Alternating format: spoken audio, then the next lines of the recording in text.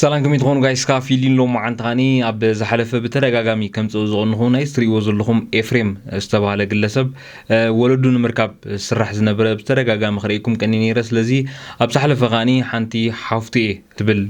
يعني راس حفتم خانا نخراجت كن ديني خجبرو تناجيروم ديني جيراني لذين لهم عن تاني نيوتسيت حتر زبلت فيديو خنرينا مالتيو زوم كل تطريقهم دلهم أحوات ديوم أيكونون زولو وتسيت خنرينا مالتيو سلسة مودات هم سايت نحو حد يحركينكم سبسكرايب ويترسعوا let's go እዚህ ዲኤንኤ ነው የምናደርገው ማለት ነው ከእህት ነኝ ነው ያልሽው እንግዲህ አንቺ ጋር አንቺና ኤፍሬም ከተሳካ መጨረሻው እዚህ ናይ ዝሐለፈ ቪዲዮ እዩ ከም ትሪኦ ለኹም ዛ አብጎን ኤፍሬም ዘላ ሓፍቲ በመባል ምዝኻኒ መታዓዊቲ በመባል ማለት እዩ ክልቲኦም መጽዮም ነይሮም ስለዚህ ዛ ሓፍቲ ትብል ደላ already ኤፍሬም ጌሩን ይሪኡ ምስታ አብ ዝሐለፈ ዝራእኹም አደ ማለት እዩ ወዳ ነው ምዃን አይኮነን ምርግጋጽ ዲኤንኤ ጌሩን ይሪኡ ስለዚህ ወዳ ከምዚ ኮነ ስለስተራጋገጸ እዚያ ኻኒ ሓፍቲ በመባል መጽያ ብዙሕ ታሪኻት ውን ነጊሮም ነይሮም አምጽልኩም ነይረ ስለዚህ ዛ ሓፍቲ ዝበለት ኻኒ ዲኤንኤ ክትገብር ኣለዋ ማለት እዩ እኛም እንመኛለን በዚህ አጋጣሚ ግን እናንተንም በጣም ነው የምናመሰግነው ምክንያቱም ማቹ ያላችሁን ጉጉትና ፍቅርም ነው ያየ ነው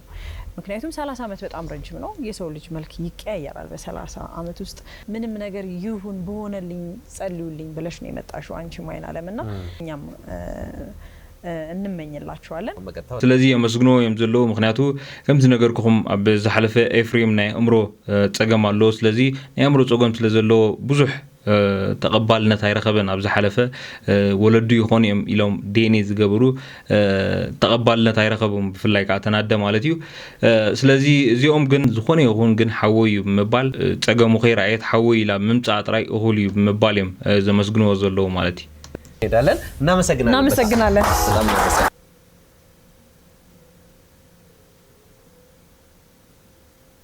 ስለዚህ ከም ትሪኦ ለኹም ካብ ዲኤንኤ በጽሕና ነርና ማለት እዩ ልጅ ነው ስለሆነት እኔ በጣም እድለኛ ነኝ በጣም ነው መኮራ ደስ ይለኛል እሱኛ ጋኛ ማህበር እኛ ድርጅት ውስጥ በመግባቱ ልጁ የሚገርም ታለንትድ የሆነ ልጅ ነው ምርጥ ችሎታ ያለው በጣም ሃርድ ወርከር ተዛረብ ዘላኻኒ ኤፍሬም አብ ዝሕጂ እዋን ካብቲ ዝነበሮ ቦታ ወይ ካብቲ ጎድና ወጽዩ ኣብ ናይ ገበርቲ ሰናይ እዩ ዝእለ ዘሎ ስለዚ ክሳብ ዝሕጂ እዋን ከመይ ጸኒሑ ወይ ከመይ ኣሎ ምባል እዮም ሓቲቶማ ከም ትሪኦ ዘለኹም ከዓኒ ብጣዕሚ ንፉዕ ምዃኑን ጠባይ ከም ዘለዎ ነው ያትገልጽ ዘላ መጀመሪያ የገባ አካባቢ ያው አናውቅም ለምን ያህል ጊዜ በረንዳ ወይም ጎዳና ላይ እንደኖረና ምግብም ስንሰጠው ሳህኑን ያዘው ወደ በረንዳ ነበር የሚሄድብን በግቢው ላይ ብቻውን የመቀመጥ ውጪ በልቶ ከዛ ሳህኑን አምጥቶ የመስጠት አይነት ባህሪ ነበር የሶሻል እንትኑ ላይ እንደሆነ ግን ምስቲ ነው ወይ ዓመታት አብ ደገ ዘቅሞጦ ዝነበረው ያ በጎዳና ዝድቅሶ ዝነበረ ውሽጢ አይለመዶን ነይሩ ወይ ካብ ገዛ መቀማጥ አይለመደን ነይሩ ያቱ ዘላ ሱ ሸጊርና ያቱ ዘላ ምግብ ክበልዕ ዲ ወላ ካለ እንደገ ይዝወጽ ነይሩ ስለዚህ ሱ የሸግረና ነይሩ ያቱ ጸኒሓ ማለት እዩ ለመስማት ኤፍሬምንና አይና ለምን ቆመን እንቀበላችሁ በደስታ ዛፊ ውጽኢት ንምስማዕካ ከም ትሪኦ ለኹም ክልቲኦም መጽዮም ኣለዎ ማለት እዩ ደህና ነህ እንደምን ነህ አማን ነው በጣም ጥሩ አይና ለም ሰላም ነሽ እንዴት ናችሁ እጭ ለብሰሃል እኮ ዛሬ በዓል መስለሃል አሪፍ ነው በዓል እሺ እንደምንጠብቀው ውጤት ነው የምናልፈው አይና ለም እንግዲህ እኛ ጋር መተሽከድሽ በኋላ ዘመዱ ወላጆች ያገኝሽ ይመስለናል ያየሰው ምን አለሽ እንደው ምን አይነት ምላሽ ሰጠሽ ምን አይነት ተስፋ ሰጠሽስ አልባል አልፎ ደግሞ ተወሰኑት ደግሞ 50 ሂጂ ምናምን ጋር ያንቺ ልብሽ ግን ምን ይነግርሻል በሆነልኝ ነው መለው እንጂ በሆነልኝ ነው ዲኤንኤ ጌራ ምስከደት እንታይ ግብረ መልስ ረኺብኪ ያ ተሕተት ዘላ ገለሰባት ንሱ ይመስል ብለዋ ገለሰባት ካኒ 50 ይብለዋ ክኾን ኸል ዘይ ክኾን ይኽእል ይብሉንያ ትብል ዘላ ማለት እዩ ንስኺ እንታይ ትብሊ ወይ ካ ልብኺ እንታይ ይብለኪ ለሓይታታ ኣንኻ ተዝኾነለይ ዝብል ትብል ኣላ ማለት ስለዚህ ማዕረኽ እንደይ ተቀባልነት ኣለዋ ብዓብዩ ሓወይ ኢላ ስለዝመፀት ባዕላ ስለዝመፀት ውን ደስ ብለካ ምክንያቱ ካብቲ ዝሓለፈ ዝረኣናዮ እዚ ኣዝዩ ደስ ብለካ ማለት እዩ ኬቱ ጋር የምታወጣው እስቲ ይኸው ከዚህ ነው የማወጣው ፖስታ ነው ኤፍሬም ከአይና ለም ጋር ካምድል እንመኝላችኋለን ሁሉም ያለው እዚህ ውስጥ ነው ስለዚህ ይሄንን ነገር አብረን እንከፍትና ውጤቱን እናያለን ማለት ነው ላርጋ ነው በቃ በቴክኖሎጂ ነው በቃ ተጠናቋል ያው በድጋሚ መልካም እድል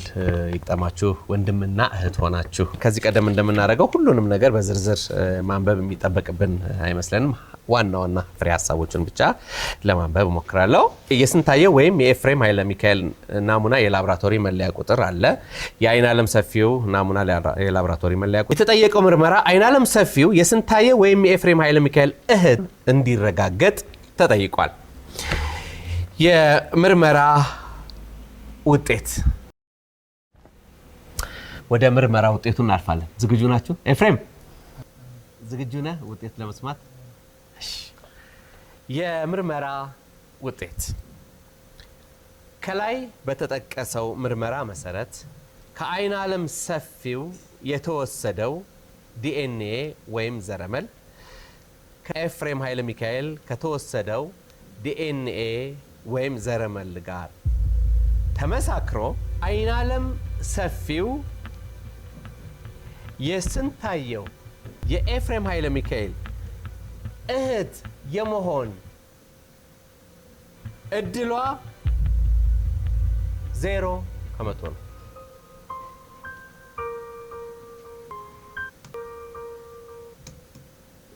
ዝሕዝን እዩ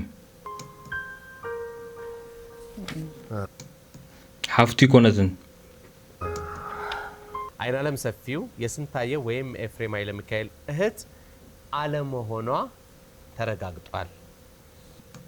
ሓፍቱ ከምዚ ኮነት ተረጋጊጽ እዩ ዘሎ ሓፍቱ ናይ ምዃን ዕድላ 0% እዩ ዝብ ዘሎ ስለዚ ሓፍቲ ኮነትን ኣዝዩ ዝሕዝን እዩ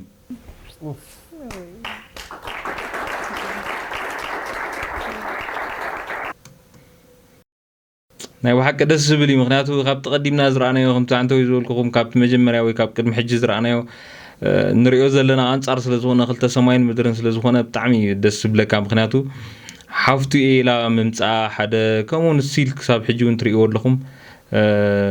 ኣይኮነትን ተባሂላ እውን ሲል ተሓቕፎ ዝስዕሞ አይደላ